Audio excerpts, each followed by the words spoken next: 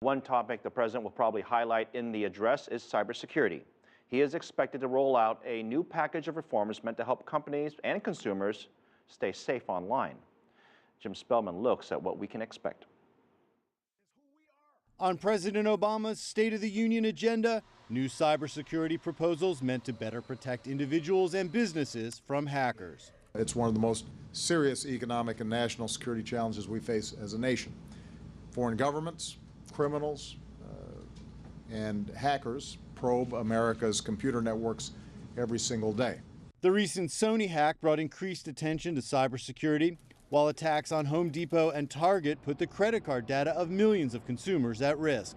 Obama will propose a set of reforms including increased powers for law enforcement agencies fighting cybercrime, better protection from identity theft, and more data sharing between the private sector and the government, potentially the most difficult issue. Sometimes it's still too hard for government to share threat information with companies.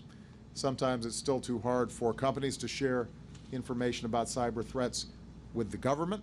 Included in the proposed reforms, so-called breach notification requirements, meaning companies must inform consumers within 30 days of being hacked.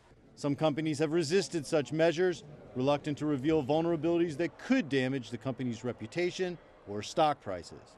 Alan Friedman is a cybersecurity expert. He says the proposed regulations are a good start, but won't solve the problem. These certainly wouldn't have stopped Sony. They wouldn't have stopped the Target or Home Depot attacks. So we need to move forward and continue with thinking about how do we create a market for cybersecurity. Ultimately, it's going to be a private sector solution.